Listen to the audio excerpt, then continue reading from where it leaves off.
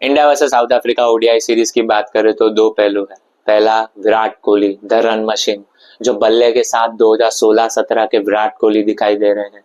Runs पे runs बनाए जा रहे हैं और उन्हें कोई रोक नहीं पा रहा है। और इस बार वह खुल के खेल रहे हैं, बाउंड्रीज के लिए जा रहे हैं, अपनी पारी की शुरुआत छक्के के साथ कर रहे हैं। उनका वो यानसन की शॉर्ट बॉल को आगे निकलकर छक्का मारना मानो हमें कह रहा हो चाहे कुछ कर लो, इस बार मैं खुल के खेलूंगा। उनका फॉर्म में आना भारत के लिए अच्छी खबर है। नंबर 3 पर वो स्थिरता प्रदान करते हैं और वर्ल्ड कप के पहले उनका प्राइम फॉर्म हिट होना ये बाकी टीमों के लिए बुरी खबर हो सकता है। खैर, विराट कोहली की बातें जितनी करो उतनी कम है और अभी तीसरा ओडीआई बाकी है, तीसरा शतक आना बाकी है। तो कुछ बातें वो शतक के लिए रखते हैं क्योंकि उसका आना तय है, उस पर कोई सवाल या दिक्कत नहीं है। सवाल दिक्कत दूसरे पहलू में है। दूसरे पहलू में है सवाल और दिक्कत। पहला, बुमराह और सिराज के बाद कौन कौन से ऐसे फास्ट बॉलर हैं जिन पर हम निर्भर रह सकते हैं। हाँ, हर्षदीप सिंह एक अच्छा विकल्प है पर उनके बाद वो डेप्थ नहीं नजर आ रही।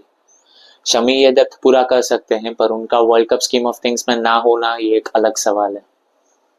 दूसरा, हार्दिक पांड्या का टीम में ना होना।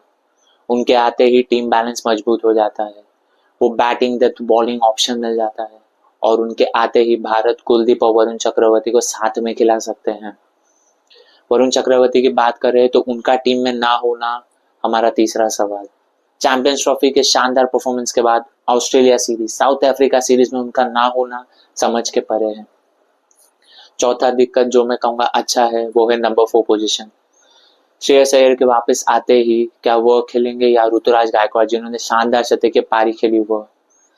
मेरा मानना है श्रेयस अय्यर के वापस आते ही नंबर 4 उन्हें ही दी जाए, ऋतुराज गायकवाड़ को नंबर 3 के लिए तैयार किया जाए क्योंकि कोहली के जाने के बाद वो एक बल्लेबाज हैं जो वो स्थान पूरा कर सकते हैं।